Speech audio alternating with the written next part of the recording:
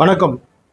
ஆலய பிரவேசம் என்ற நிகழ்ச்சியில் இன்று நாம் வந்திருக்கும் இடம் பெங்களூரில் மையப்பகுதியில் அமைந்துள்ள ஸ்ரீ சக்தி வாய்ந்த பழமை வாய்ந்த திரௌபதி அம்மன் ஆலயத்துக்கு வந்திருக்கிறோம். இந்த கோயில் வரலாற்றையும் அதனுடைய சிறப்புகளையும் அந்த கோயிலுடைய நிர்வாகிகளிடமே கேட்டு தெரிந்து கொள்ளலாம். ஆலயத்தின் தர்மகர்த்தா அவர்கள் திரு வேலு அவர்கள் இதை பற்றி கூறுகையில், பெங்களூரில்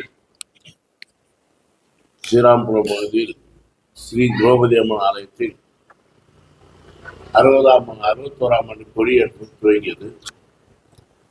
மிக சக்தி வாய்ந்த திருக்கோயிலான 60 ஆண்டுகளாக மகாபாரத திருவிழாவும் அக்னிகுண்ட மகோற்சவமும் மிக சீரம் சிறப்பாக இந்த வருடம் 61ஆம் ஆண்டு கரகத்திருவிழா கொடி ஏற்றம் துவங்கியது.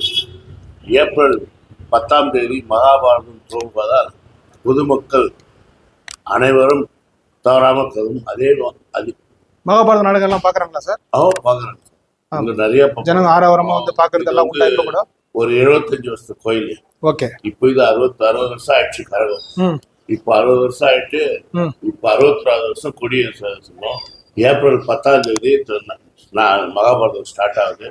ஏப்ரல் 20க்கு கரகம். நம்ம தமிழகத்தில் இப்போ தமிழிலே மகாபாரதம் திருவிழாவை மகாபாரதம் நாடகம் நடைபெறுகிறது.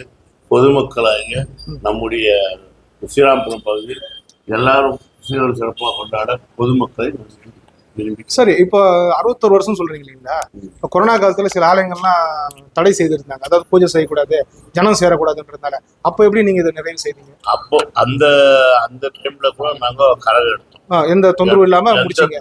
இந்த 60 ஆண்டுகளும் எந்த தொந்தரவும் இல்லை. மிக சிறப்பு சார். மிக சிறப்பாக நடப்போம்.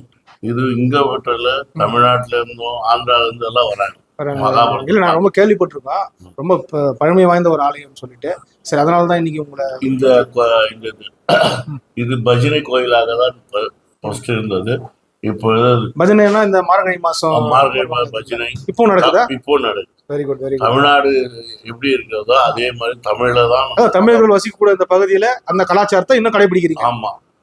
மகாபாரதம் தமிழ்ல தான் 10 மகாபாரதம் வச்சு நாங்க ரொம்ப சிறப்பு சார். உங்களுடைய இப்ப 61 வருஷம் இல்ல, 100 வருஷத்துக்கு தாண்டணும். இந்த ஆலயம் இன்னும் மிக பிரசித்தமா வரணும்னு எங்க சார்பா வாழ்த்து.